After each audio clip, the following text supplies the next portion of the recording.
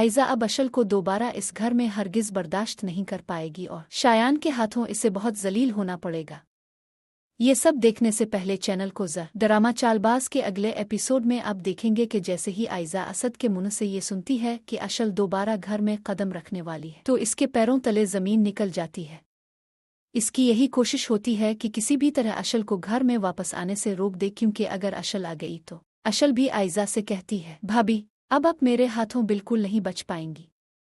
मैं आपको ऐसा मजा चुके आहेगी कि आप खुद मुझसे मुआफ़ी मांगने पर मजबूर। इस पर आयजा जवाब देती, अशल अपनी खैर मनाओ, अब मैं तुम्हें ऐसा नुकसान पहुंचाऊंगी कि तुम मेरे सामने हाथ जोड़ने पे। लेकिन अशल कहती है, आप एक बात भूल रही हैं, मेरा तो आप मुंह बंद करवा लेंगी मगर शायान का मुंह कैसे बंद। ये सुनकर आयजा बहुत परेशान हो जाती है और के बकवास बंद करो, खुद शायान ओह। अशल मुस्कुराते हुए चली जाती है और आयजा अंदर ही अंदर घबराहट में डूब जाती है।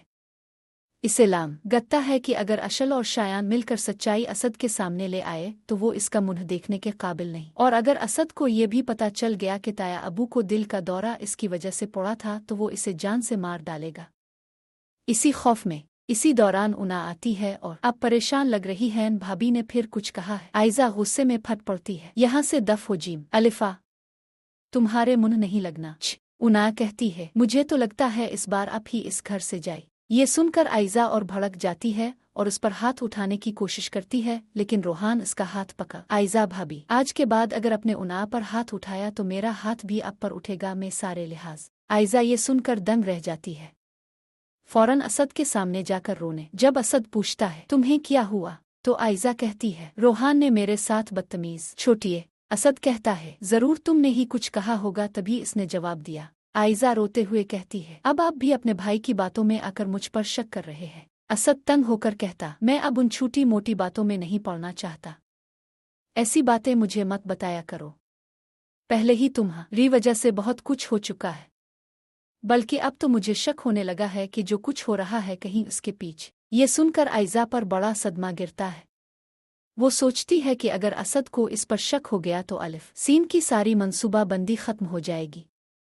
इसे असद के दिल से शक दूर करना है और तीनों बे। इसके बाद शायान आयजा के घर पहुंचता। अशल जैसे ही आयजा और शायान को एक साथ देखती है तो शक में पड़ जाती है और इसे यकीन हो जाता है कि शायान वाकई आयजा को। अशल सोचती है कि इसे शायान से बात करनी चाहिए ताकि दोनों मिलकर आयजा की असलियत सब काफ। जब अशल शायान से बात करती है तो कहती, तुम जरूर आयजा को ब्लैकमेल करके इससे पैसे ले रहे हो, और अगर ये सच है तो तुम मुझसे ये सवाल क्यों कर रहे हो? मुझे तुम्हारी मदद चाहिए, हम दोनों मिलकर आयजा को सबक सिखाते हैं। और शायान इससे भी पैसे मांग लेता। अशल कहती है, जितने पैसे चाहिए ले लो मगर काम होना चाह। शायान लालच में खुश हो जाता है और आयजा को मजीद तंग। आयजा की हालत देखकर अशल बहुत खुश होती है और काफ, भाभी अब आप मेरी गिरफ्त में हैं, मैं आपको इतना जलील करूंगी कि खुद अपनी असलियत सबके सामने बताने पर मीम। आयजा गुस्से से कहती है, मैं तुम्हारी जान ले लूंगी, अपना मुंह बंद रखो वरना मैं आशिर को तुम्हारे खिलाफ इतना भड़का दूंगी कि वो तुम्हें अपनी जे। अशल जवाब देती है, आपकी गलत फहमी है, आप में इतनी हिम्मत ही नहीं कि मुझे आशिर की जिंदगी से न सवा। क्या अशल ने आयजा की असलियत सबके सामने लाने का फैसला सही? अपनी राय कमेंट में जरूर बताएं और चैनल को सब्सक्राइब करें।